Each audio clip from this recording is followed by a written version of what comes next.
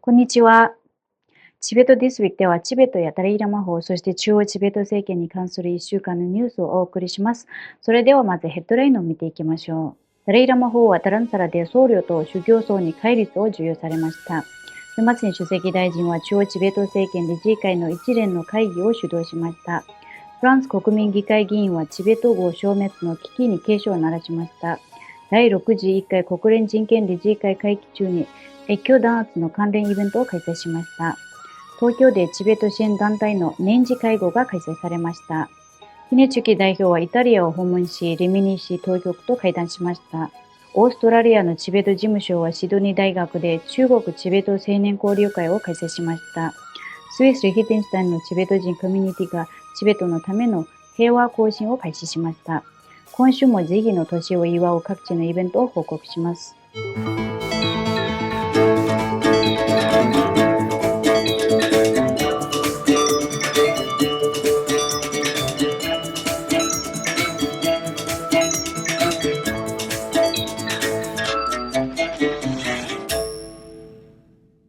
今週木曜日、ダライラマ法14世はダラムサラのご自身のご住居で執り行われた儀式において、ギュト及びギュメンの密教大学に所属する僧侶志願者54名に対し、正式な僧侶の戒律を授けられました。この神聖な受戒式は僧侶たちがより行為の相談に正式に入る際に大きな転機となるものであり、僧侶たちの精神的な歩みにおける重要な区切りとなりました。また先週金曜日には、法は同じくダラムサラのご住居において63名の志願者に対し、シャミ及びシャミニと呼ばれる見習い僧侶になるための儀式である特道式を授与されました。この儀式には僧侶コミュニティの関係者や祖金らが参列し、伝統的な祈祷と儀礼が執り行われました。先週、ペンバシン主席大臣は、財政及び行政に関する重要実行を検討するため、複数の理事会会合を主導しました。その一つが水曜日に開催されたチベット行政福祉協会の第41回運営委員会会議でした。会議では運営委員会が財務報告を承認するとともに2025年から26年度の改定予算が採択されました。また TAWS 本部及び TAWS ガス事業部の両方に関する当年度の提案予算も承認されました。同日、主席大臣はダライラマ法14世の事前信託による第122回理事会にも出席しました。さらに月曜日には、ペンバチン主席大臣が中央チベット政権の宗教文化省にて開催されたダライラマ法14世宗教文化協会の第98回理事会を主導しました。フランス国民議会のシャルルド・クルソン議員は中国政府によるチベット語と言語文化の体系的な虐待感についてフランスの欧州外務大臣に対し深刻な懸念を表明しました。クルソン議員の質問は2026年に施行される予定のチベットの大学入試からチベット語を主要科目から除外する政策に焦点を当てたものです。これは長年続いている同化政策の一環と見られており、チベット語が一世代のうちに消滅の危機にさらされる恐れがあると指摘されています。クルソン議員はブリュッセルのチベット事務所のリンジンゲンガン代表との複数回の会談を通じて、チベット内部の状況について詳細な説明を受けた後、この問題を提起しました。これに対しフランスのジャンノエル・バロ欧州外務大臣は特にチベットの子どもたちを対象とした就学前の寄宿制学校の存在に強い懸念を示しました。こうした政策はチベットの文化、言語、宗教の継承を脅かすものであり、国際児童の権利条約に基づく子どもの権利を侵害する可能性があると指摘しました。今週火曜日、ジュネーブで開催された国連人権理事会第61回会議において、脅威にさらされた民族のための協会は、国境を越えた弾圧、いわゆる越境弾圧に関する関連イベントを開催しました。パネリストとして参加したチベット事務所ジュネーブのティネチュキ代表は、人権擁護活動家が直面する継続的な課題を強調し、既存の国際的な仕組みがあるにもかかわらず、活動家に対する保護は依然として不十分であると指摘しました。また、チュキ代表はチベットの事例を引用し、越境弾圧はチベットに残る亡命チベット人の家族を標的にすることが多いと説明しました。中国当局はチベット国内のチベット人に対し、海外在住の親族の情報を報告するよう義務付けており、これにより民主主義国に居住するチベット人への監視、威嚇が可能になっていると報告されています。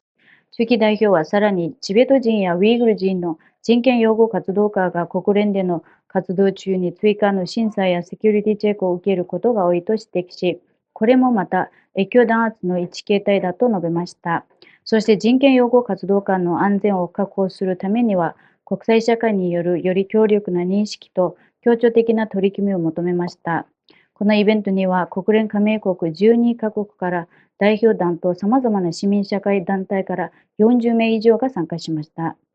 日本のチベット支援団体は先月、東京で年次総会を開催し、メンバーがチベットハウスジャパン事務所での対面参加とオンラインの両方で出席しました。日本チベット国会議員連盟事務局長の山田博氏は挨拶の中で、第9回チベットに関する世界国会議員会議の開催にあたり、会員が示した協力に感謝の意を表しました。また、ダライラマ法のグラミー賞受賞を祝福し、この受賞が法の平和と慈悲のメッセージを世界中に伝えることに貢献するだろうと述べました。会議ではさらにチベット支援とダライラマ法の転生問題に対する中国政府の干渉を非難する決議案についても議論され、中国政府に向けた3項目の訴えと日本の国会及び政府への3項目の要請はいずれも全会一致で採択されました。中央チベット政権の情報国際関係省の鎌中事務局長と日本事務所代表のアリア・ツワンゲブ博士はそれぞれのメッセージの中で、日本チベット国会議員連盟の継続的な支援に感謝を表し、東京で開催された第9回チベットに関する世界国会議員会議の成功への貢献に感謝の意を表しました。この会議は政府チベットネットワークによって主催されました。また先月、アリア博士は世界ウイグル会議及び日本ウイグル協会が東京で開催したウイグルに関するシンポジウムにも参加しました。シンポジウムのテーマは中国の民族区域自治制度とウイグルジェノサイドの実態でした。講演の中でアリア博士はチベット、ウイグル、そして南モンゴルの状況を未解決の国際問題として捉える必要があると議員や参加者に呼びかけ、中国国内及び国外で強まっている弾圧についても強調しました。先週、ジュネーブチベット事務所のティネチュキ代表はイタリアを訪問し、リミニ県知事のジャミル・サデゴルガド博士、副市長でチベット研究者のキーラ・ベリニ氏、エミリ・ロマニア州議会議員のアリス・パルマ氏と会談しました。イタリアチベット友好協会のクラウデオ会長とエリオ・マリニ氏を伴い、リミニ市庁舎を訪問し、チベットの現状とダライラマ法の世界平和への取り組みについて説明しました。また、法が過去にリミニ市を訪れたことにも触れました。これに対し、ジャミル博士は、法の活動に深い敬意を示し、今後の協力的な取り組みにも前向きな姿勢を示しました。先週土曜日、オーストラリアのチベット事務所はシドニー大学で中国チベット青年交流会を開催し、チベットと中国の若者らが対話と議論を交わす場を設けました。キャンベラのチベット事務所で中国連絡担当官を務めるダワサム氏は、ダライラマ法のご指導の下で育まれてきた市民間友好関係の伝統を継承していく重要性を強調しました。